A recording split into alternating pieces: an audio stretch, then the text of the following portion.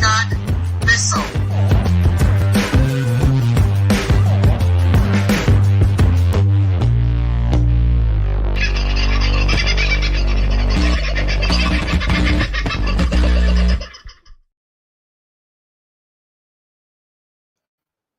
Well, g'day folks, how you going? Hope things go well with you this evening. Just having a look at how some of our little connection issues are happening tonight. I had a few glitches at my end last night, so I'm plugging a few extra bits in. Oh, I might turn that on. All right. Yes, back on shortly because yes, not particularly enjoying it. Okay, so let's go through the warnings for this evening. Got one from Project Matilda, so we're not going out on Project Matilda tonight. Don't know what's going on there. I probably screwed that up somehow. I do remember there was something today about that I may have done wrong. Don't remember exactly what it was. But for the first time in a couple of weeks, I'd like to welcome back the viewers on the Voice of Freedom on YouTube channel. Haven't been allowed to broadcast to you guys for a couple of weeks, so they found something back in my history that they decided they didn't like. And yeah, I think I'm on 2 strikes on that channel at the moment and waiting until I get the third one where they'll just boot it completely. I think that will be the way of things in the future. Nice to see, though, that Rumble is rumbling along tonight. For whatever reason, it didn't play the game last night. We will get on to the Durham report, which is very interesting and something that I suppose a lot of us have discussed in private over time. I'll bring it up here very quickly and show you. We will get to the executive summary, which is probably the most interesting and quickest way of appraising what's going on there. So we'll go through that. John Durham was appointed by Donald Trump, but basically appointed in a way that he couldn't be unappointed by anybody, and that he had to deliver a report to the president regardless. And that report was meant to be delivered during Trump's time, but because of what was found, it was extended a number of times. Now, many of us worried that it even existed, and it was only maybe a couple of years ago when John Durham actually did start releasing some information. We did see these reports come out sort of on a semi-annual basis, and not much else. Nobody knew anything about Durham. Nobody knew who he was, where he was. Well, they knew who he was, but they didn't know where he was. He's a highly respected legal professional in America, and was appointed special counsel by Donald Trump to investigate those that did the investigating of the Russia corruption scandal. Anyway, we'll get into that pretty soon. I think there's going to be a lot more coming to terms with what's going on there in the coming days and weeks. It could be that becomes a real yet another trigger moment. We have been talking about things supposedly heating up, and there were rumblings about something in May, and I would say this would be it. If anybody knows of it, has anybody seen it covered in mainstream media? Because I certainly haven't today, but I have been flat out on a whole heap of other things. I have been in the process of setting up, I'm just trying to see. Oh, yep, looks like Rumble is working. Cass Smith is returning on Thursday night. Now, we're going to have a show at 7:30 on Thursday night. Cass has commitments prior to that. Now, if you are one of the many people that have emailed me and sent details through and discovered that you don't have enough super to warrant getting it out and turning it into silver and gold, because the fees and charges and everything else will absolutely kill what little amount you have in there, I'm in that bucket. Now, there are ways and means you can do that, but it means banding together in a group of similar funded people, I guess. It's better to do a withdrawal, if you like, from Big Super in amounts over $120,000. So if you have over $120,000 in super by yourself, you're fine. Would be better if you had more, but if you've got 120, you'll be able to do it all yourself. You will wear some fees, but that is the way of things. The way that the price of silver and gold is going at the moment, you'll recover those fees very, very quickly. Now, if you have less than that or significantly less than that, then you're going to need to band together with enough people to sort of bring you up around that $120,000, $130,000 limit. And then the cost of the fees is spread amongst everyone, and that makes it fairer, cheaper, and makes it all happen. How do you choose who to go into a super fund with? Do you need to do it with friends, with family? Can you do it with strangers? All these questions and more, I'm sure that you might have, will be answered on Thursday night, 7:30, with Cass Smith from Freedom Financial Services. And once again, if you didn't understand the chat that we had the night with Cass, referring to one lady who's had a bit of a problem. She's, for whatever reason, wants money back, and that's cool. Cass was happy to give it to her, but there is a fairly vicious sort of a email going around or a post going around that has a great number of inaccuracies. I'm not sure where we're at in sorting that out with that lady at the moment, but rest assured, you've got nothing to worry about. If you decide to go forward with anything in this regard, everything will be explained to you, and the only thing that you will have to actually sign to kick proceedings off is the order form to kick proceedings off, which will mean that you want to order a self-managed super fund company. So that will then, hold you on for the rest of the project until you get to the very end where you've got to sign the forms, and essentially then you can do what you like with your SMSF party. Have I got that right? Anyway, you know what I mean. Find out Thursday night with Cass, 7:30. That's going to be a big thing. Rocky Friday. We are going to Rockhampton Friday for Saturday's big event. Now, if you're in the Rocky area, and I know that there are some people coming down from Mackay for this, I think it possible that I might see a couple of people from Gladstone, from Miriam Vale. Possibly, I'm not sure. There are folks that do get motivated and jump on a motorbike or jump in a car and come from a drive up for Harvey Bay or from Maryborough. If that is the case, would love to see you there, guys. So if you guys come up, make sure you find me. And anybody who travels, come and find me. I won't be hard to find. I'll be wandering around with some cameras. And John Wilson is coming with me. So John will be speaking at this event as well. He gave me a little tip off the other night that he plans on telling a few truths at this event. So I will be live streaming what John has to say, and possibly a few others. There's quite a few others speaking at this event. So I'll get a bit of an idea of the lineup and how we can do it all. I've only got a certain amount of battery power, and I know John can talk like a man possessed at times. So we'll see how long it goes. But we will be going to Rockhampton. So if you are in that area at all, coming in from Emerald, or you want to come down from Marlborough, or Yeppoon. I know there are a lot of folks over in Yeppoon who wanted to have a show there. Call this the precursor. Come and find me. Let me know who you are, where you are, and when you want the show, and I can give you a little bit of insider information about when John and I will be coming north. There may be a camper van involved. Anyway, it's going to be a fun trip, and we'll stop at your place maybe. John can stay in the camper van. I'll come stay at your place. I mean, I like the camper van idea. It's just that there's really only one bed in the camper van. That'll be John's bed. And I'm cool with that. I'm bringing the swag, so we will make do. But it's going to be a trip that involves a lot of talking to people, quite a number of events. I think a few beers, a couple of lunches, and avoiding as many crocodiles as possible. That will be the plan. Oh, catching fish. I won't be allowed to go too far without being allowed to throw a line in somewhere. I'm pretty confident that's going to be the case.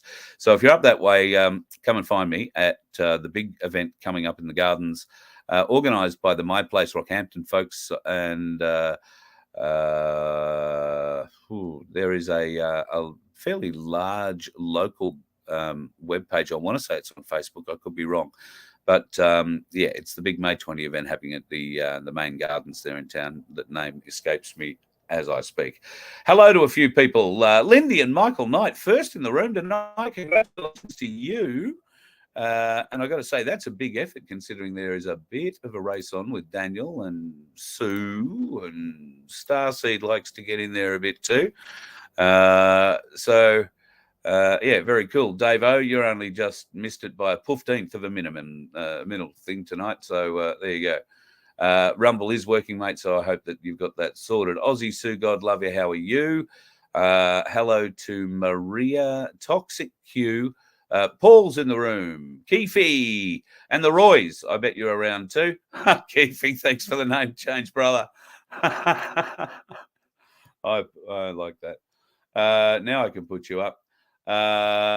Yeah, that's right. No Tim Tams, it equals cockroaches. Well, not quite cockroaches, but yeah, bugs. They put bugs in. It's ruined them. I mean, ruined the Tim Tam. What can I say?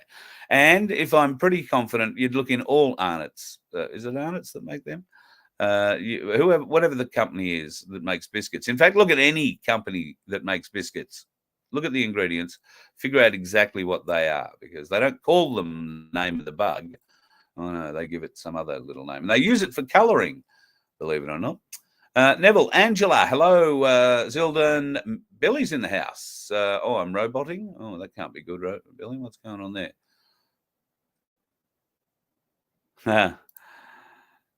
I haven't had any barbecue yet or any juicy pork ribs.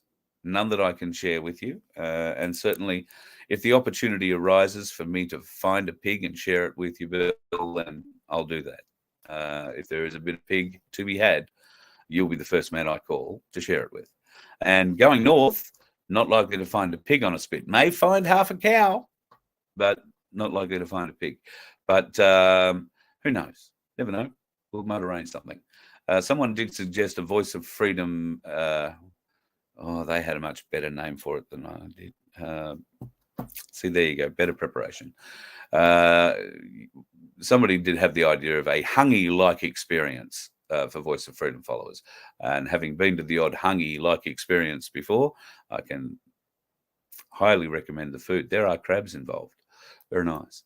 Yes, Albanese is certainly governing for his corporate mates. Nothing could be truer than that, Rex. Hello, Veronique. I love that name, Veronique. Sunflower. Hello, gorgeous. Hope you are having a lovely evening.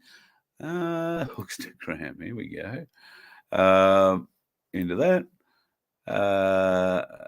And Cabello. Yeah, you're right. The Durham report is 319 pages long. I haven't read them all yet, but I have read the executive summary, and that's what we'll get through tonight. I suppose we should probably get into that.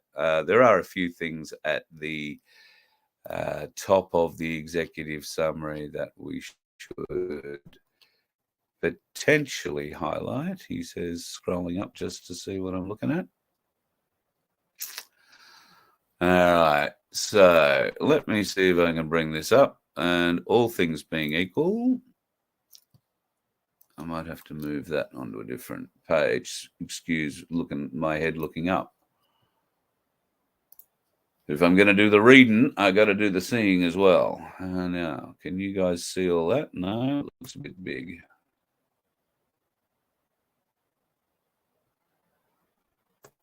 There you go. All right. Might be easier if I just do that. There you go. This is the introduction, and it basically sets out the conditions under which the report was organised. The Special Counsel's investigation started in March 2019 with Robert S. Mueller III. It concluded then his investigation into the Russian government's efforts to interfere in the 2016 presidential election. That investigation did not establish that any members of the Trump campaign conspired or coordinated with the Russian government in its election interference activities. On May 13, 2019, Attorney General Barr directed United States Attorney John Durham to conduct a preliminary review into certain matters related to the 2016 presidential election campaigns.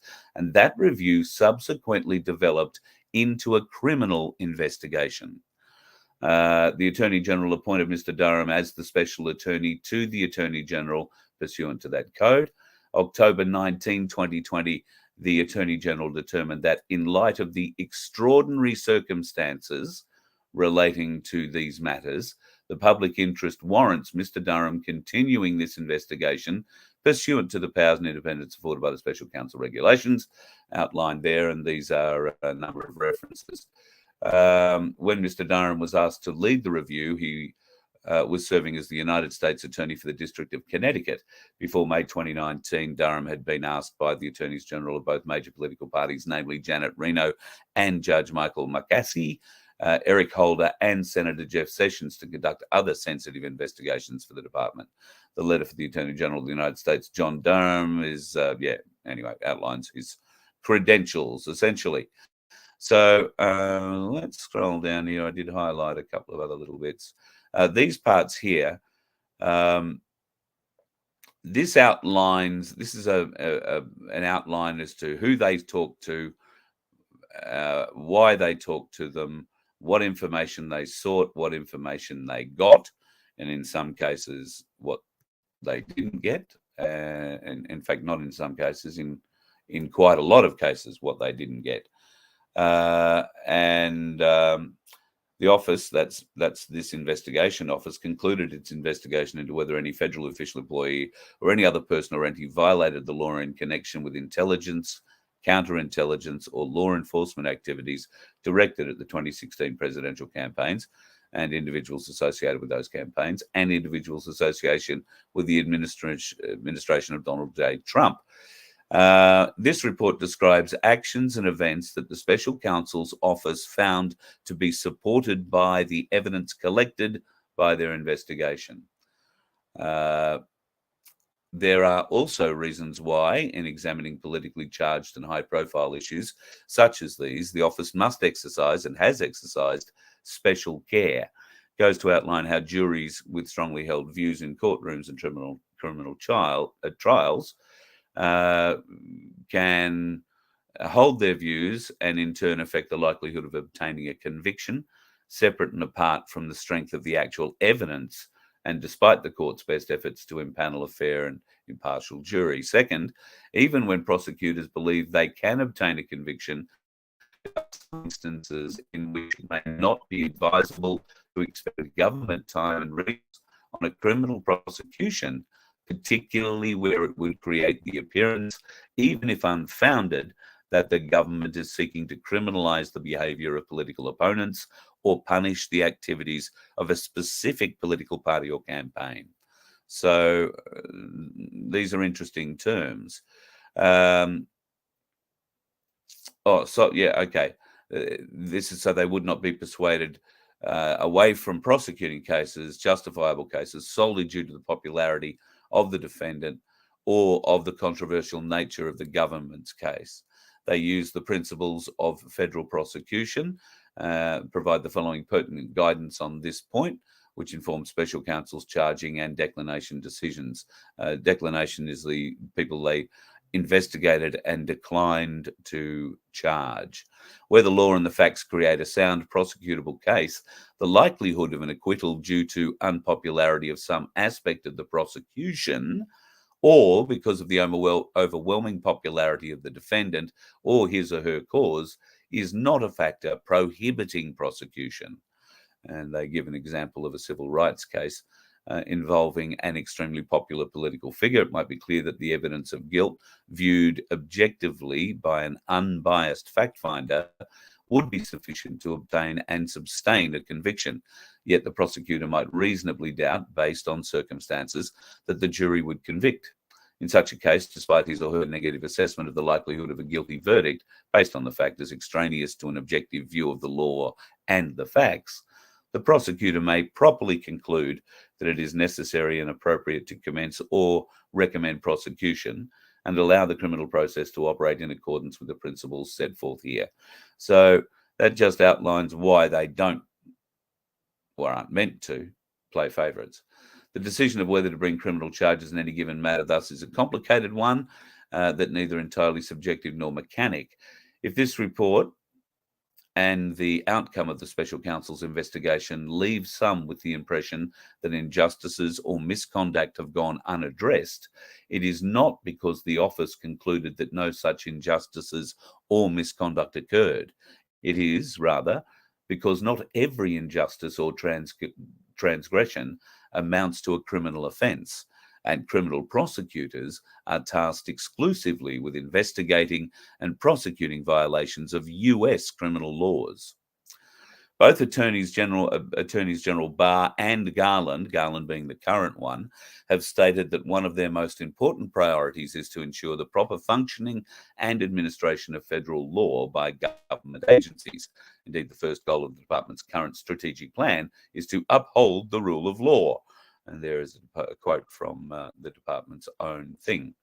All right, so the executive summary will give us a bit of a wrap up of everything that's described in the rest of the 314 pages, I guess, that, or maybe 300 pages to the left. The public record contains a substantial body of information relating to former President Trump and the Trump Organization's relationships with Russian businesses, Russian business people, and Russian officials, as well as separate evidence of Russia's attempts to interfere in the 2016 presidential election. These and related subjects are well documented in the careful examinations undertaken by 1. The Department's Office of the Inspector General of issues related to the FBI's Crossfire Hurricane investigation and its use of Foreign Intelligence Surveillance Act, that's the FISA, authorities. 2. The former FBI Director Robert Mueller, as detailed in his report entitled Report on the Investigation, you know the report. 3. The Senate Select Committee on Intelligence entitled Russian Active Measures, Campaigns and Interference in the 2016 US election. The scope of these earlier inquiries, the amount of important information gathered, and the contributions they have made to our understanding of Russian election interference efforts are a tribute to the diligent work and dedication of those charged with the responsibility of conducting them.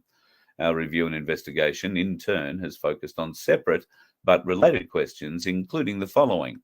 Was there adequate predication for the FBI to open the Crossfire Hurricane investigation from its inception on July 31, 2016, as a full counterintelligence and foreign affairs, I'll get down there, operation? Under the Registration Act, the FARA Registration Act, investigation given the requirements of the Attorney General's guidelines for FBI domestic operations and FBI policies relating to the use of the least intrusive investigative tools necessary. Was the opening of Crossfire Hurricane as a full investigation on July 31 consistent with how the FBI handled other intelligence it had received prior to July 31, 2016, concerning attempts by foreign interests to influence the Clinton and other campaigns? Similarly, did the FBI properly consider other highly significant intelligence it received at virtually the same time as that used to predicate Crossfire Hurricane, but which related not to the Trump campaign, but rather to a purported Clinton campaign plan to vilify Donald Trump by stirring up a scandal claiming interference by Russian security services, which might have shed light on some of the Russian information the FBI was receiving from third parties, including the Steele dossier, the Alpha Bank allegations, and the confidential human sources, CHS, reporting. If not, were any provable federal crimes committed in failing to do so? Now, that's a key line. If not, were any provable federal crimes committed in failing to do so? Because it puts the heat back on those who did the investigations of all the things in the Robert Mueller investigation. And this is essentially investigating the investigators. It sounded pretty good because they were. I'll keep going. Was there evidence that actions by any of the FBI personnel or third parties related to the Crossfire Hurricane investigation violated any federal criminal statutes, including the prohibition against making false statements to federal officials? That is a very serious crime. If so, was that evidence sufficient to prove guilt beyond reasonable doubt? Another good one. Was there evidence that the actions of the FBI or department personnel in providing false or incomplete information to the Foreign Intelligence Surveillance Court, that's the FISIC court, violate any federal criminal statutes? If so, was there evidence sufficient to prove guilt beyond reasonable doubt? If you see here, they are talking in past tense. If so, was there evidence sufficient to prove? That indicates to me that once it turned into a criminal investigation, there have been criminal trials. Just speaking in past tense, that's all. Our findings and conclusions regarding these and related questions are sobering. That is a really interesting word for an Attorney General to use in a report. Our findings and conclusions regarding these and related questions are sobering. State of intelligence community information regarding Trump and Russia prior to the opening of Crossfire Hurricane. As set forth in greater detail in Section 4A3B, before the initial receipt by FBI headquarters of information from Australia on July 28, 2016, concerning comments reportedly made in a tavern on May 6, 2016 by George Papadopoulos, an unpaid foreign policy advisor to the Trump campaign, the government possessed no verified intelligence reflecting that Trump or the Trump campaign was involved in a conspiracy or collaborative relationship with officials of the Russian government. Indeed, based on the evidence gathered in the multiple, exhaustive, and costly federal investigations of these matters, including the instant investigation, neither US law enforcement nor the intelligence community appears to have possessed any actual evidence of collusion in their holdings at the commencement of the Crossfire Hurricane investigation. Understand that. Nobody had any verifiable evidence in their hand that there was any wrongdoing of any kind. And yet the full power of the FBI was thrown behind the commencement of Crossfire Hurricane. Interesting choice for a name of an operation, Crossfire Hurricane. Bob Dylan sings a song, Hurricane, about a boxer who was falsely found guilty, set up basically, a black guy. Spent, I think, 38 years in jail and was finally released when they found him. He'd been wrongfully committed or wrongfully found guilty. Thankfully, the death penalty wasn't given to him. It was commuted to life. And after 38 years, he got out. That's what Hurricane's all about. He was a great boxer. He could have been a world champion, but coming home one night, 3 police got him, I think it was, and framed him. There is also a reference to Crossfire in that song. Also, you can look at Crossfire Hurricane as a start of a very famous Rolling Stones lyric written by Keith Richards. I was born in a crossfire hurricane. I'll sing it better at karaoke, I promise. What is a crossfire hurricane? Well, according to Keith Richards, he was born in the middle of the Blitz of London. So a crossfire hurricane would be apt, I would have thought, if you were born in the middle of the London Blitz during World War II. A very apt thing. So just have a bit of a think about the connotations for both of those. Try and do a little research on Crossfire Hurricane and ask yourself why the FBI would call their investigation that, given that the hurricane thing was a huge FBI setup, or at least a legal setup. And anyway, I might be just surmising. Let's keep it going. Let me have a mouthful of something before we go. The opening of the Crossfire Hurricane investigation. As set forth in much greater detail in Section 4, the record of this matter reflects that upon receipt of unevaluated intelligence information from Australia, the FBI swiftly opened the Crossfire Hurricane investigation. In particular, at the direction of Deputy Director Andrew McCabe, Deputy Assistant Director for Counterintelligence Peter Stock opened Crossfire Hurricane immediately. Strzok, at a minimum, had pronounced hostile feelings towards Trump. Notice it had. The matter was opened as a full investigation without ever having spoken to the persons who provided the information. Further, the FBI did so without, 1, any significant review of its own intelligence databases, 2, collection and examination of any relevant intelligence from other US intelligence entities, 3, interviews of witnesses essential to understand the raw information it had received, or 4, using any of the standard analytical tools typically employed by the FBI in evaluating raw intelligence. Had it done so, again, as set out in Section 4A3B and C, the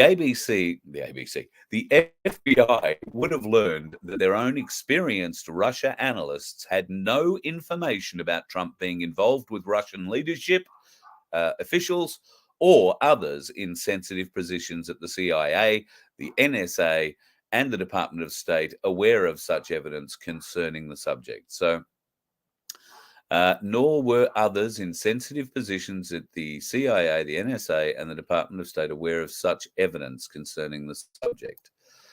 I mean, unbelievable. In addition, the FBI records prepared by Strzok in February and March show that at the time of the opening of Crossfire Hurricane, the FBI had no information in its holdings indicating that at any time during the campaign, anyone in the Trump campaign had been in contact with any Russian intelligence officials. Nobody at the FBI had any information either. The speed and manner in which the FBI opened and investigated Crossfire Hurricane during the presidential election season, based on raw, unanalyzed, I'm going to highlight that, raw, unanalyzed, and uncorroborated intelligence, also reflected a noticeable departure from how it approached prior matters involving possible attempted foreign election interference plans aimed at the Clinton campaign. As described in Section 4B, in the 18 months leading up to the 2016 election, the FBI was required to deal with a number of proposed investigations that had the potential of affecting the election. In each of those instances, the FBI moved with considerable caution. In one such matter, discussed in Section 4B1, FBI headquarters and department officials required defensive briefings to be provided to Clinton and other officials or candidates who appeared to be the targets of foreign interference. In another, the FBI elected to end an investigation after one of its long-time and valuable CHS, that's confidential human source, went beyond what was authorized and made an improper, they're just the references, and possibly illegal financial contribution to the Clinton campaign on behalf of a foreign entity as a precursor to a much larger donation being contemplated. And in a third, the Clinton Foundation matter, both senior FBI and department officials placed restrictions on how those matters were to be handled, such that essentially no investigative activities occurred for months leading up to the election. The examples are also markedly different from the FBI's actions with respect to other highly significant intelligence it received from a trusted foreign source pointing to a Clinton campaign plan to vilify Trump by tying him to Vladimir Putin so as to divert attention from her own concerns relating to her use of the private email server. So she was worried that she was going to get nailed with that private email server, as she should have. And so that's where the Trump campaign came from. Unlike the FBI's opening of a full investigation of unknown members of the Trump campaign based on raw, uncorroborated information, in this separate matter involving a purported Clinton campaign plan, the FBI never opened any type of inquiry, issued any taskings, employed any analytical personnel, or produced any analytical products in connection with the information. They never opened any type of inquiry against Clinton, never issued any taskings to any agent to go and look into anything. They never employed any analytical personnel or any of the tools that they can use to inquire. This lack of action was despite the fact that the significance of the Clinton plan intelligence was such as to have been prompted the director of the CIA to brief the president, the vice president, the attorney general, the director of the FBI, and other senior government officials about its content within days of its receipt. That's how important it was. They went and told the president, the vice president, everybody else. It was also It was also of enough importance for the CIA to send a formal written referral memorandum to Director Comey, watch that name, kids, and the Deputy Assistant Director of the FBI's Counterintelligence Division, Peter Strzok, for their consideration and action. The investigation referral provided examples of information the Crossfire Hurricane Fusion Cell had, in inverted commas, gleaned to date. The Crossfire Hurricane investigation. Within days after opening Crossfire Hurricane, the FBI opened full investigations on 4 members of the Trump campaign team: George Papadopoulos, Carter Page, Paul Manafort, and Michael Flynn. No defensive briefing was provided to Trump. Remember that defensive briefing bit I highlighted earlier? Utter bastards. So, no defensive briefing. If you don't know what a defensive briefing is, that's where they come and tell you that they're looking at you. They come and show you what the evidence they have against you is, and they allow you to start considering how you might defend yourself against such evidence. So that's what happened with Clinton and her team. They gave defensive briefings all the time. And and then for Trump, no such thing. No defensive briefings were provided to Trump or anyone in the campaign. Utter bastards. I want to get the right thing to highlight that. Sorry. Let me just move that to the appropriate point. Get there, bugger. Okay. So no defensive briefings were provided to Trump or anyone in the campaign concerning the information received from Australia that suggested there might be some sort of collusion between the Trump campaign and the Russians. It was not received either prior to or after these investigations were open. Instead, the FBI began working on requests for the use of Pfizer authorities against Page and Papadopoulos. The effort is related to Papadopoulos, proved unsuccessful. Similarly, the initial effort directed at Page was unsuccessful until the Crossfire Hurricane investigators first obtained what were designated as company intelligence reports generated by Christopher Steele. As set forth in Section 4D, 1B, 2 and 3 in the brief below, the Steele reports were first provided to the FBI in early July 2016, but for unexplained reasons, only made their way to the Crossfire Hurricane investigators in mid-September. For unexplained reasons, only made their way. I can't believe that. Wow. The reports were extensively assembled based on information provided to Steele and his company by primary subsource. The FBI eventually determined to be, in December, was Igor Danchenko. Now, Durham's investigation determined Crossfire Hurricane investigators did not and could not corroborate any of the substantive allegations contained in the Steele reporting. All right? Remember how everybody was all head up about the Steele dossier? This was the bit that contained Trump pissing on the Ritz-Carlton bed, I think it was. Nor was Steele able to produce corroboration of any of the reported allegations, even after being offered $1 million by the FBI for said corroboration. How's that? So the FBI offered to pay Steele another $1 million if he could prove what he had in his own dossier, and he was unable. Further, when interviewed by the FBI in January 2017, Danchenko was also unable to corroborate any of the substantive allegations in the reports. Rather, Danchenko characterized the information he provided to Steele as rumor and speculation and the product of casual conversation.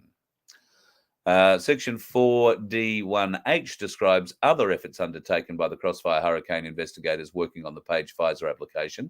Those efforts including having human sources record conversations with Page, Papadopoulos, and senior Trump foreign advisor, policy advisor.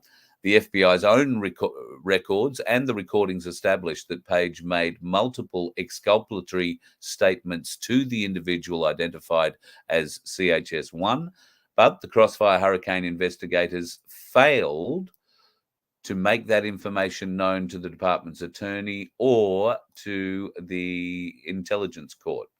Page also made explicit statements refuting allegations contained in the Steele reporting about his lack of any relationship with Paul Manafort.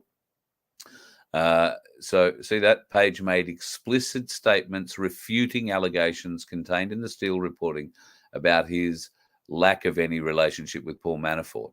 But the FBI failed to follow logical investigative leads related to those statements and to report to the department lawyers what they found. Failed again to bother investigating that, failed to report any mention of it. Similarly, multiple recordings of Papadopoulos were made by CHS-1, and a second intel source in which Papadopoulos also made multiple exculpatory statements that were not brought to the attention of the department lawyers or to the court. Furthermore, their investigation resulted in the prosecution and conviction of an FBI OGC attorney for intentionally falsifying a document that was material to the intelligence court's consideration of one of the Page Pfizer applications. Now, this is where they break down the Steele dossier. In the spring of 2016, Perkins Coie, a US-based international law firm acting as counsel to the Clinton campaign, retained Fusion GPS, a US-based investigative firm, to conduct, let's get into the pages, opposition research on Trump and his associates. In mid-May 2016, Glenn Simpson of Fusion GPS met with Steele in the United Kingdom and subsequently retained Steele and his firm, Orbis Business Intelligence, to investigate Trump's ties to Russia. Steele described himself as a former intelligence official for the British government and was also, at the time, an FBI intel source, human intel source. Beginning in July 2016 and continuing through December 2016, the FBI received a series of reports from Steele and Orbis that contained derogatory information about Trump concerning Trump's purported ties to Russia. As discussed in Section 4D, 1B and 2, Steele provided the first of his reports to his FBI handler on the 5th of July. These reports were colloquially referred to as the Steele dossier or Steele reports. As noted, it was not until mid-September that within days of their receipt, the unvetted and unverified Steele reports were used to support probable cause in the FBI's Pfizer applications targeting Page, a US citizen who for a period of time had been an advisor to Trump. As discussed later in the report, this was done at a time when the FBI knew that the same information Steele had provided to the FBI had been fed to the media and others in Washington, D.C. Interesting. In particular, one allegation contained in the updated Steele report identified as, whatever it is, described a well-developed conspiracy of cooperation between Trump, his campaign, and senior Russian officials. This allegation would ultimately underpin the 4 Pfizer applications targeting Page. Specifically, the allegation stated, speaking in confidence to a compatriot in late July 2016, Source E, an ethnic Russian, close associate of Republican US presidential candidate Donald Trump, admitted that there was a well-developed conspiracy of cooperation between them and the Russian leadership. This was managed on the Trump side by the Republican candidate's campaign manager, Paul Manafort, who was using foreign policy advisor Carter Page and others as intermediaries. The two sides had a mutual interest in defeating Democratic presidential candidate Hillary Clinton, whom President Putin apparently both hated and feared. This goes down to show the references for the apparent truths here. As noted, the FBI attempted over time to investigate and analyze the Steele documents, but ultimately was not able to confirm or corroborate any of the substantive allegations contained in those reports. In the context of those reports, and as discussed in sections 4D, 1B, 9, and 10, The FBI learned that Steele relied primarily on the US-based Russian national Danchenko to collect information that ultimately formed the core allegations found in the reports. Specifically, Durham's investigation discovered that Danchenko himself had told another person that he, Danchenko, was responsible for 80% of the intel and 50% of the analysis contained in the Steele dossier. In December 2016, the FBI identified Danchenko as Steele's primary subsource. Danchenko agreed to meet with the FBI, and under protection of an immunity letter, he and his attorney met with the Crossfire Hurricane investigators January 24, 25, and 26 of 2017. Thereafter, from January 2017 through to October 2020, he, as part of its efforts to determine the truth or falsity of specific information in the Steele reports, the FBI conducted multiple interviews of Danchenko regarding, among other things, the information he provided to Steele. As discussed in Section 5D1B9, during these interviews, Danchenko was unable to provide any corroborating evidence to support the Steele allegations, and further described his interactions with his subsources as rumor and speculation and conversations of a casual nature. Significant parts of what Danchenko told the FBI were inconsistent with what Steele told the FBI during his prior interviews in October 2016 and September 2017. At no time, however, was the intelligence court informed of these inconsistencies. Moreover, notwithstanding the repeated assertions in the Page Pfizer applications that Steele's primary subsource was based in Russia, okay, we heard there before, obviously he was based in, he wasn't just based in America. Danchenko for many years had lived in Washington, D.C. After learning that Danchenko continued to live in the Washington area and had not left except for domestic and foreign travel, the FBI never corrected this assertion in the 3 subsequent Page Pfizer renewal applications. Rather, beginning in March 2017, the FBI engaged Danchenko as a human intelligence source and began making regular financial payments to him for information, none of which corroborated Steele's reporting. So the entire Steele report is broken down. Unresolved prior FBI counterintelligence investigation into Danchenko. This is where you discover, I don't know, I'm probably going on and on and on. You don't necessarily want to hear me droning on. I've been going on for 45 minutes. So I can tell you, and I think Vince is in the chat. So Vince, I did load up the link that you sent me. If that's not a public link, can we load this up on the Voice of Freedom website so people can download it if you have a desire? And obviously Camillo is one of those that does have a desire to get in and read it, then please do. But I can tell you there is I've read all of this. The FBI's failures are pointed out in significant detail. The links between the intelligence services, all of them are brought here. This guy, Sergei Milan, this is an interesting bit. Perhaps the most damning allegation in the Steele dossier reports was Company Report 2695, which Steele attributed to Source E, one of Danchenko's supposed subsources. This report, portions of which were included in each of the 4 Page Pfizer applications, contribute to the public narrative of Trump's conspiring and colluding with Russian officials. As discussed in that section, Danchenko's alleged source of the information, Source E, was an individual by the name of Sergei Milan, who was the president of the Russian-American Chamber of Commerce in New York City and a public Trump supporter. The evidence uncovered by the office showed that Danchenko never spoke with Sergei Milan and simply fabricated the allegations that he attributed to him. There you go. FBI should have found this out very early on. When interviewed by Crossfire Hurricane Investigations in late January 2017, Danchenko said the Source E sounded as though it was Sergei Milan. As discussed in the section, Danchenko stated that he never actually met, I'm going to call him Milan, Instead, he said that in late July 2016, he received an anonymous call from a person who did not identify himself, but who spoke with a Russian accent.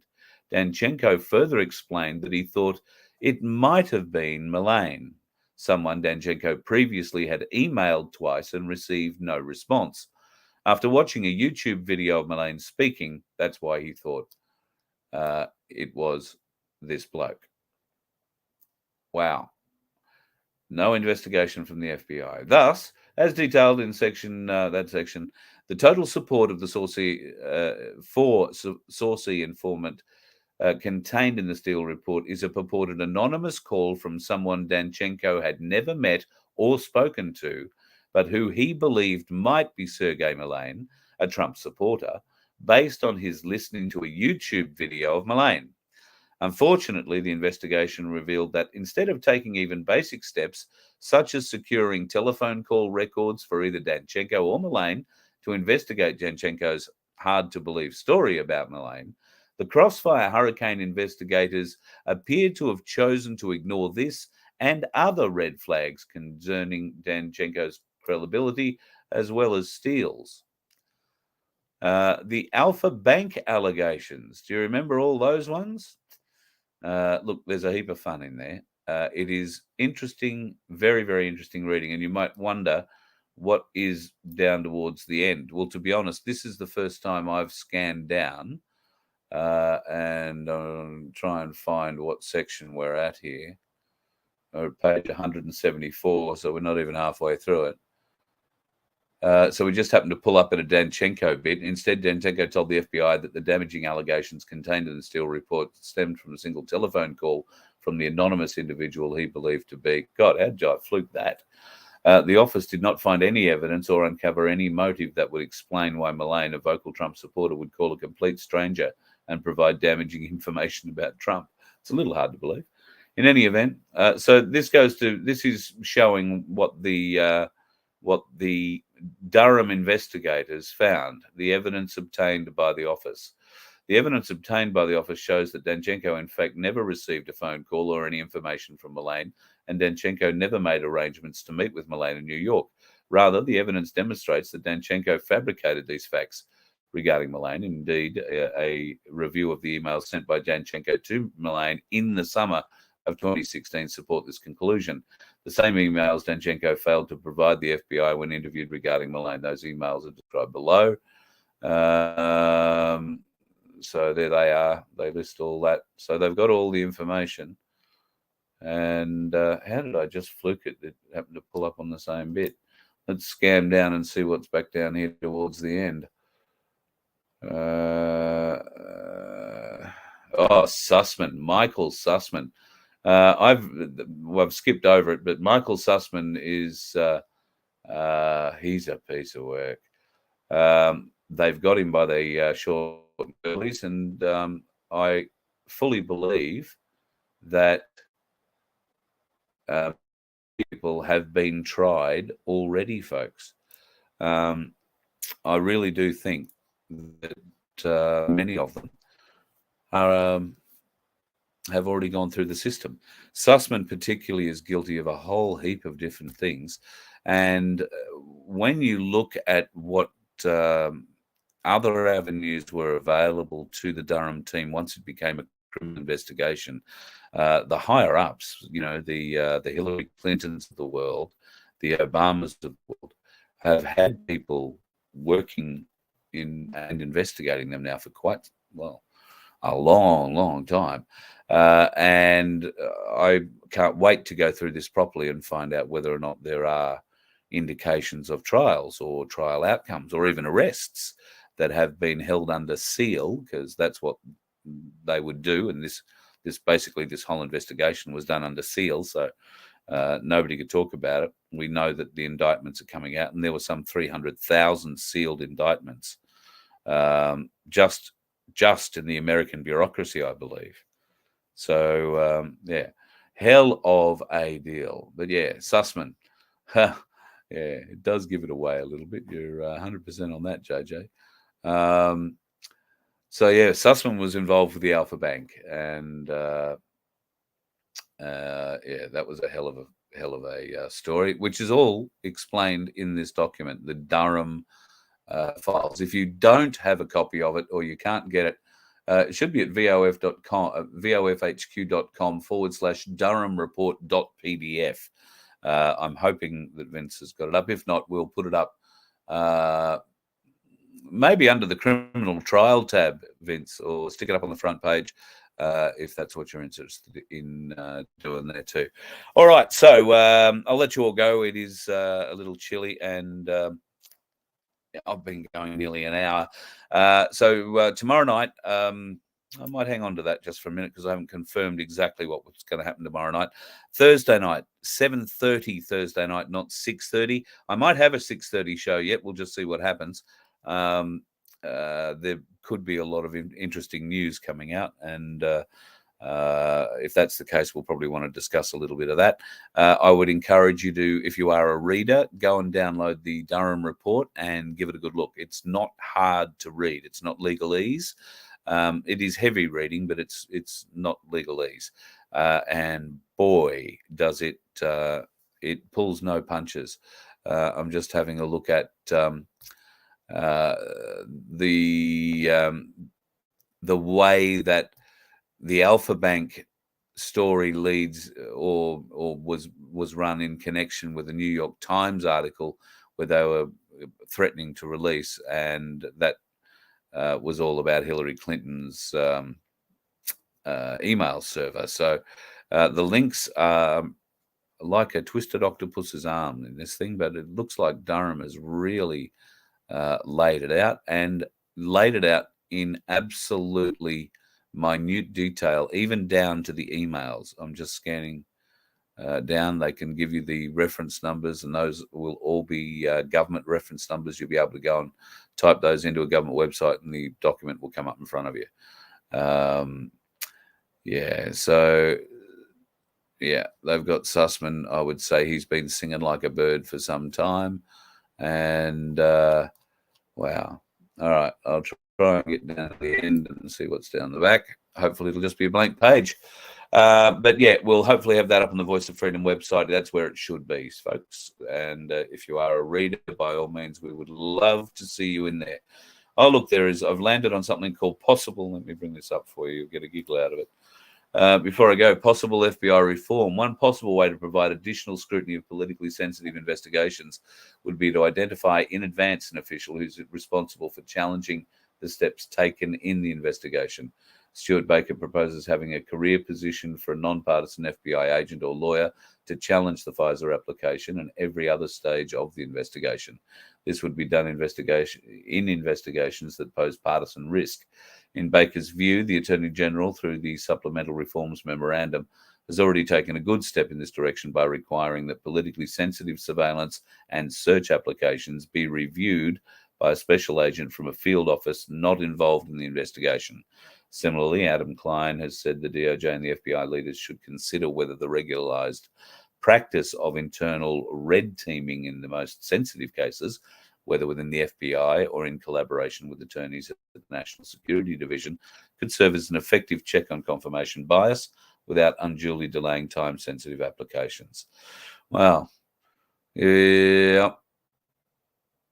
As a way to ensure full consideration of the issues in applications that may present very difficult and vitally important issues, we recommend that the department seriously consider Baker's proposal for an official to challenge both a politically sensitive Pfizer application and other stages of the investigation. Nothing, former Attorney General Levi warned, can more weaken the quality of life or more imperil the realization of the goals we all hold dear than our failure to make clear by words and deed that our law is not the instrument of partisan purpose. That is worth highlighting. So, worth reading, folks. The Durham report. It's probably going to be one of the most significant documents in history, I suspect. And hopefully you can get it off vofhq.com, where you can also become a member. Be a member, because we're going to give you some good prizes soon. A bit of silver and possibly, might try and get rid of the gold stuff to give away. But you'll only get it if you are a member. You can get a membership from as little as $1.25 a week. If you would prefer to donate, that would be great. You can do that too. There's a donate button there on the website. Vince will be happy that I mentioned it. Vince and I will be having a bit of a conversation. Last night, I mentioned when we came on that I'd only just received information from Cooker Watch that QSI was being exposed as a scam around the world. Now, today I was scheduled to do a QSI lesson, as we've been calling them, with Jane and Jim from QSI. I did speak to Jane this morning, and I gave her the option whether or not we would play the game or not. And I've said that I would prefer not to tonight because she doesn't have enough answers for me yet. That's probably the best way of describing it. And I think she was as shocked as I was when confronted with some of the things that were being said. Not all of the information that's been provided to me do I necessarily agree with. And if you look into a couple of the people involved, you might be very surprised to learn where they and who they align with. And Khazarian is a word that's been mentioned and can be backed up. So I'd be a little careful about believing everything that is being shown around.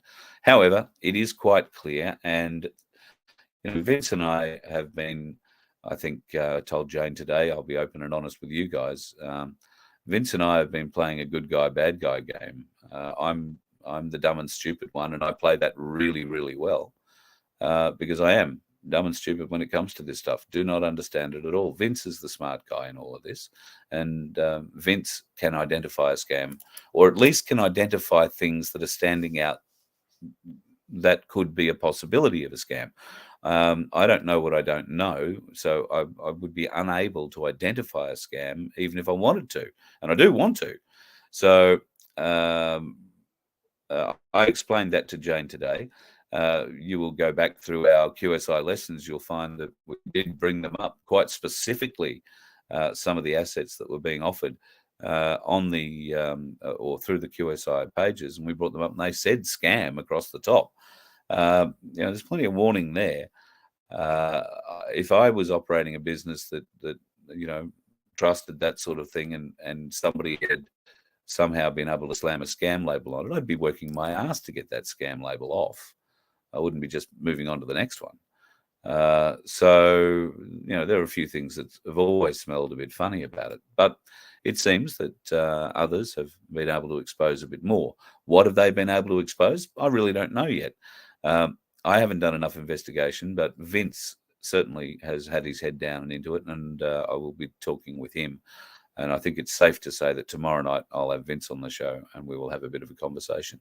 Certainly, the offer is open to anybody from QSI, Jane or Jim, if they want to come on, and we will we'll talk about it. But it is important to say that XRP and XLM are real. There is no Stellar is real. There is nothing funny going on there. It's more about the assets, people are being encouraged to spend their money on. And in fact, that many people woke up this morning with their wallets emptied somehow. Some that have been involved in, some pretty big QSI assets. And for some reason it had been able to have their wallets not hacked because it was, an easy access thing. So we're trying to find out more about that and who was affected. I know 2 people claiming to be affected. So they are long-time crypto people too, not people who've just, got onto it recently. So, we're doing some investigations in on that. And I would like to thank Cooker Watch for almost being nice to me. I do appreciate the heads up for it yesterday, though. I only saw it just before I went to air, and I really don't know how long ago she'd sent it, but I do appreciate it. And maybe we haven't been on the opposite sides all along. You never know. You do have some pretty radical ideas, and you're very strange. I'm not holding hope out of any great conversation, although I did catch the end of an email that said you would be willing to come on and talk about all of this. So that I would be willing to entertain. We will talk more. Certainly, very interested to learn more. Not interested in attacking people. Not interested in vilifying. Just want the facts, ma'am, as the old TV show used to say, and very happy to make sure that they're being told. Yeah, Stella is real. Keep buying precious metal. Yeah. Well, as I've always said, folks, I haven't put not 1 cent of my money, and I call it my money, but it's essentially your money because I live off whatever I get donated. I don't have a job. I don't get paid from other sources. So whatever you guys ordain to give me is what I get to live off. And I am grateful for every piece of it. Would I take your money and do this to it? Would I invest it in crypto? No, I would not. I would no more take your money and invest in crypto than I would take it to the local club and stick $20 in a poker machine. I wouldn't do that. Thankfully, I'm not a gambler. I'm not a drinker anymore. And I like to think I've got a few more bits of sense about me. I do have 1 or 2 things that I do buy. Cigarettes is obviously one of them, which I shouldn't. But for the most part, and in every real sense, I won't spend your money on wasteful things like that. Okay, you might shout me and a couple of people a beer occasionally, but that will only be because I'm having a meeting somewhere. Or I need to stay overnight somewhere, or we need a bit of fuel to get somewhere. But that's what it gets used for. I'm not living the high life. I haven't got a new jet ski. I'd only fall off it and drown if I had one, or it'd hit me in the head. And while there might be some people wishing for that to happen, I don't want that to happen. Now, I just want to have a bit of a glance down here. Is Sandy in the room? Sandy, are you in here tonight? I'll just try and scan down and see if I can see your name in anything. Down is probably not the place to go. It might be up. I just want people to know Sandy, who is in our room, almost every other night, if not every night, and her other half, Baz. Oh, that might be Baz saying night all. Have I talked too long? Sandy and Baz are 2 of the most magnificent people, and I can't find them in there, so they may not be here tonight. So without her permission, I'm going to end the show with something beautiful from Sandy. I just want to wrap up by saying Rockhampton. This Saturday, John Wilson and a whole bunch of other people standing on a stage talking loudly, broadly, and greatly about our freedom. And I think about a lot of corruption that's going on in central Queensland and other places. It's a worldwide rally this weekend, and Rocky is playing its part. We're going to go and play part 2. I'm really looking forward to coming up to Rocky. I haven't had the opportunity to really stay in Rockhampton for any length of time in 30 years, nearly. Probably 25, 20, and probably would be nearly 30 years. So I'm really looking forward to checking out Rocky. So we're arriving Friday, going to be there Saturday, and heading off sometime Sunday night. We'll be having lunch, not lunch maybe, might be having dinner in a pub somewhere in Rocky on Friday night. I'll let you know where that'll be if you want to come along and have a beer with us and catch up. I might even run a bit of a show from there, and we'll catch up with a few locals if you're interested. Love to have you along. So come and be part of it in Rocky. I'll let you know where and when. But the big place to be will be the Gardens on Saturday for the event. That gets underway at 11:30 is the Forest of the Fallen. So if you haven't been to a Forest of the Fallen yet, then please come along to the one in Rocky and meet us there. Forest of the Fallen are happening every weekend right across Australia. This one's going to be a very, very big one. I was only talking to Darren Bergworth earlier today, and he was telling me that the girls that arranged the one down on the peninsula, down from Melbourne last weekend or a couple of weeks ago, will be at the Frankston event this Saturday. So the Forest of the Fallen will happen there. If you haven't been to a Forest of the Fallen event, please go and pay your respects. It is a wonderful way of really showing the true horror and the true human cost of what these bastards have done to us, and for which those bastards must be held accountable. They must be held accountable. Hold the line, Sudsy. Absolutely. Hold the line. We are holding the line, folks. We're not going to let the bastard break. We will fight, fight, fight. Still there, Baz? All right, beautiful.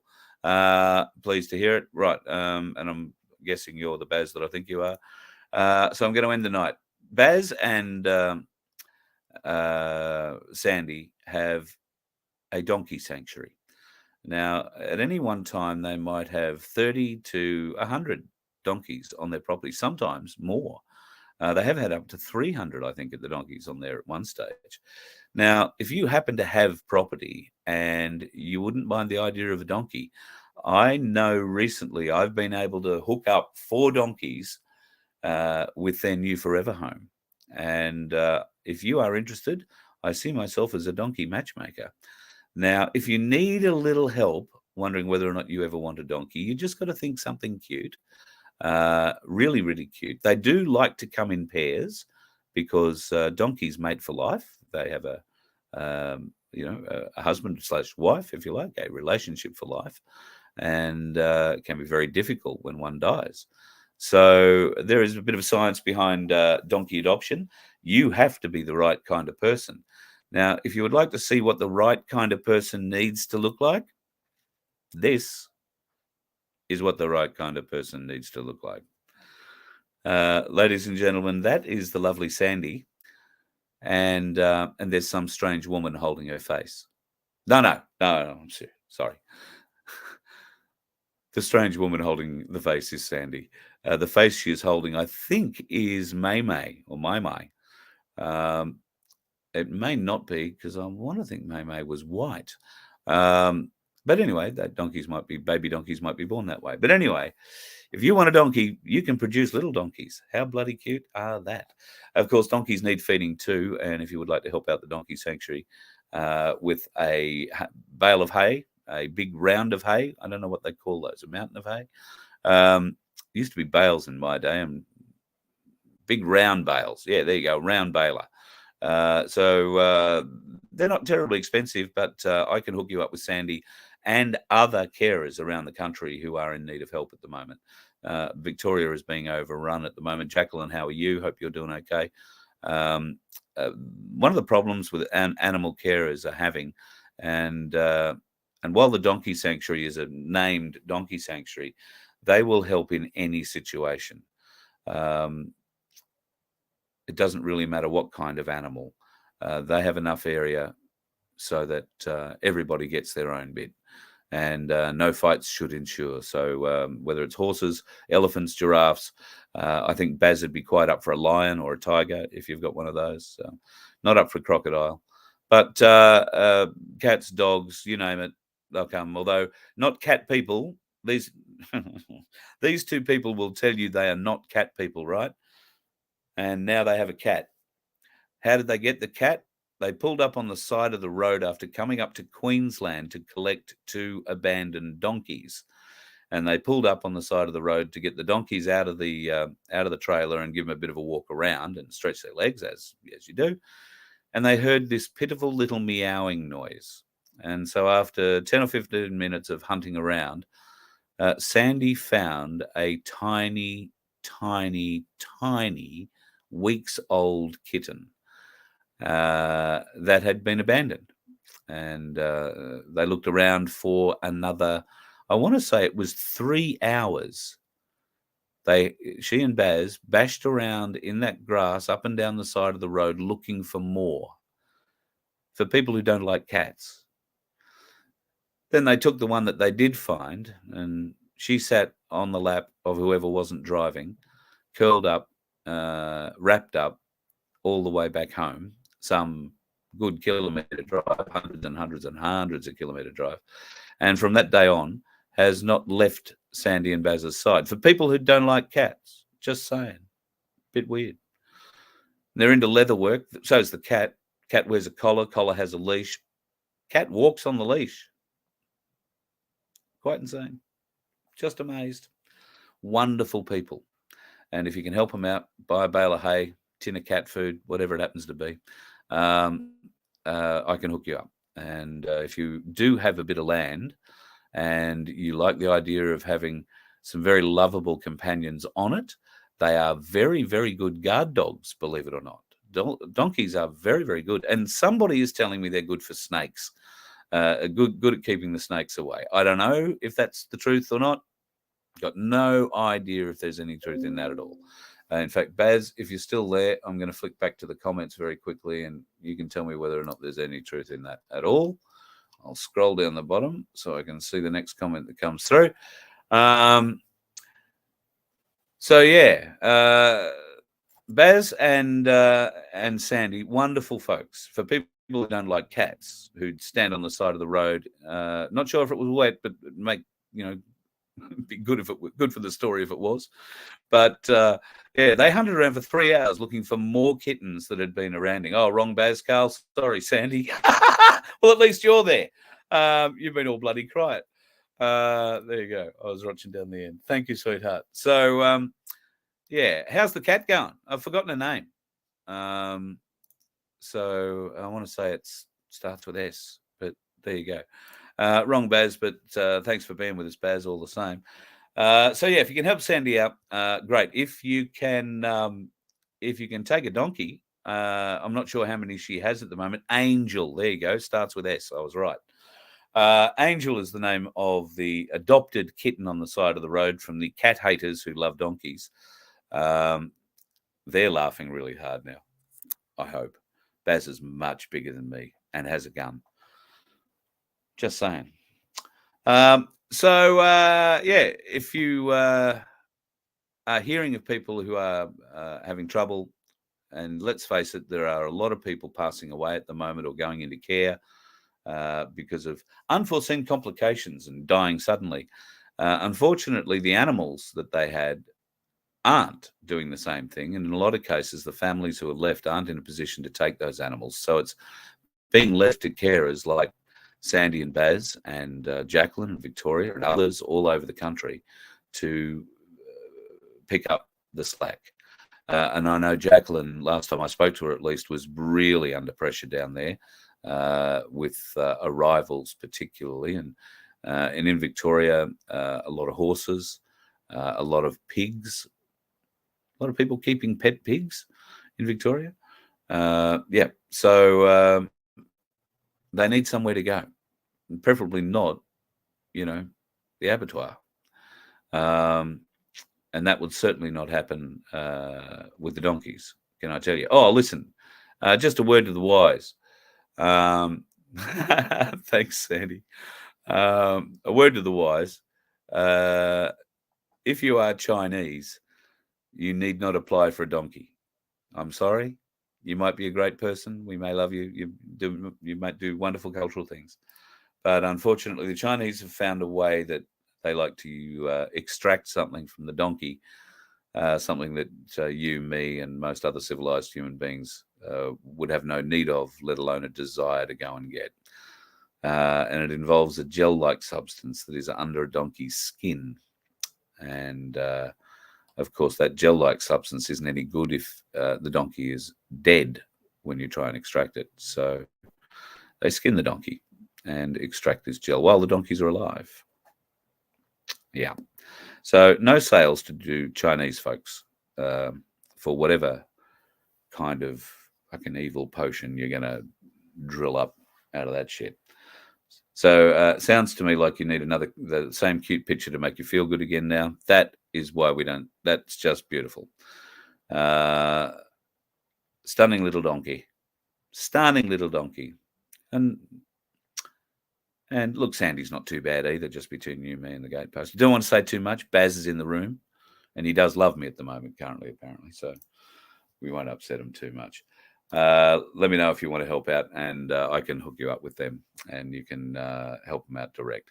Firewood season's busy, says Stephen Ross. Getting a cold, yeah. Well, yeah, tell me about it. No, I'm living in Queensland. I've got the bloody hoodie jacket on tonight. In fact, I've had the hoodie jacket on all friggin' day. It's no fun at all. Ah, that's Little Baz. Ah, right. So I wasn't sure if it was May May because I thought May May was white. You're gonna have to send me some pictures of Little May May. But yeah, Little Baz. So very cute donkeys, very cute, and very little donkeys.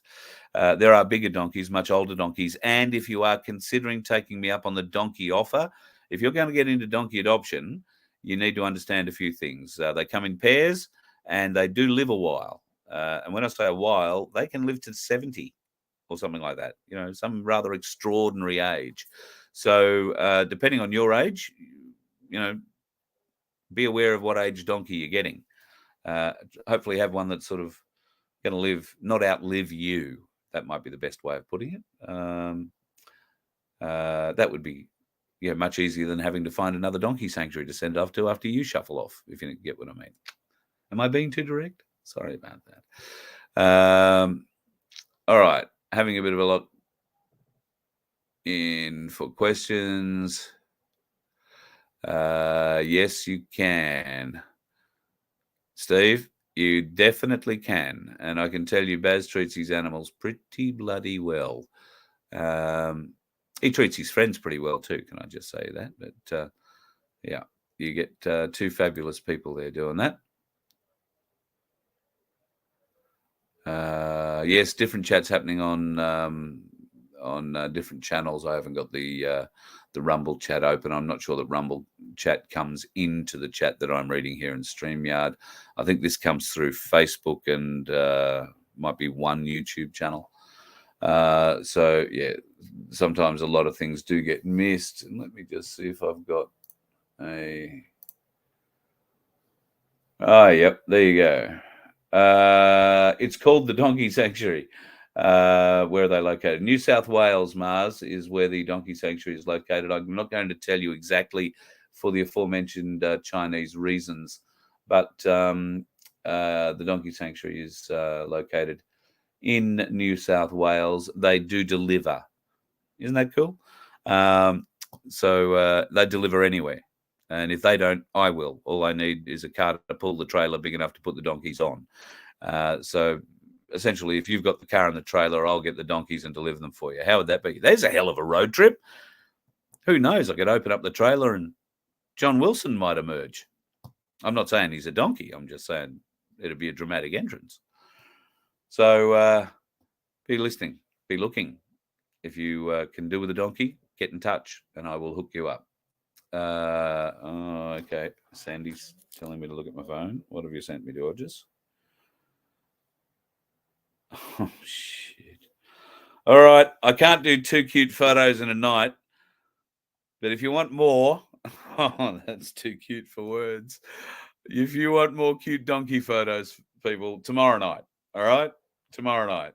I've got to set that up and send it to myself and hook it into here. That's why you can't see it tonight. That is just gorgeous, Sandy. Thank you so much for that. And folks, tomorrow night you're going to get a bit of a look at Baz. May as well see the whole hog. Hey, have yourself a great night, folks. I don't think I've seen any questions here at this time. Yeah, there's a few less trolls around, George. Look, I'm only going to incite them now by talking about them, and that's how you get them. You just don't acknowledge them. What we're talking about. I will give the aforementioned troll credit where credit's due. I made it very clear I wasn't ever going to talk to her again and mention her name some time ago.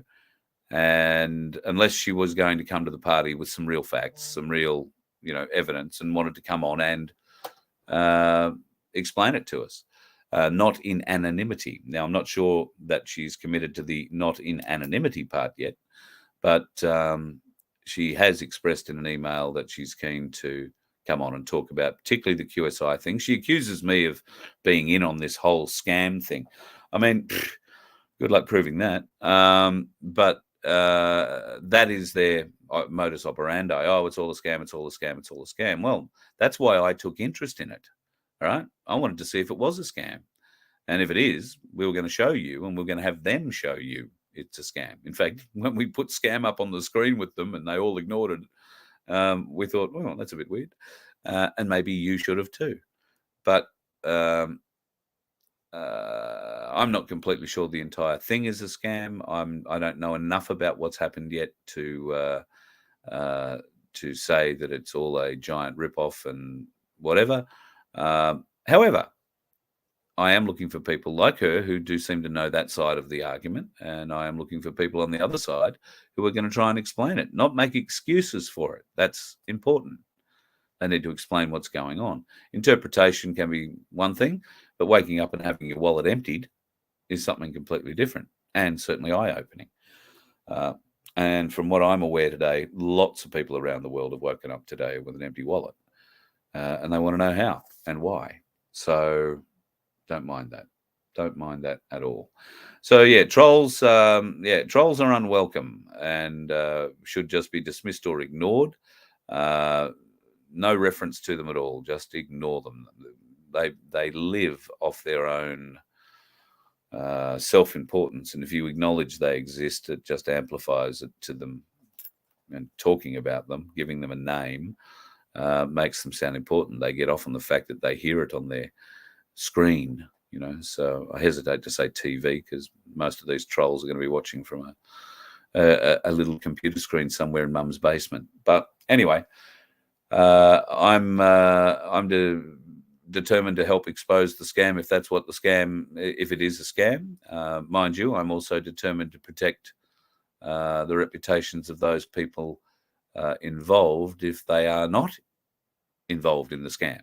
If you know what I mean. So we've got to tread a little bit carefully, and we will tread carefully, but we will find the truth one way or the other. Bloody determined of it. And credit where credit's due. I appreciate the fact that she reached out and made contact and is open and willing to talk about this in a civilized manner going forward, even though she says she hates me, detests me, I think was the other one. And look, there are a few other, she's got a whole dossier lined up against me that she'll hand the federal police to, apparently, which will be fabulous. We'll see how it all goes, shall we? It's going to be a fun week. See you in Rockhampton. You let one ant stand up to us, then they all might stand up. Those puny little ants outnumber us 100 to 1. And if they ever figure that out, there goes our way of life. It's not about food. It's about keeping those ants in line. That's why we're going back. Does anybody else want to stay? Let's rock!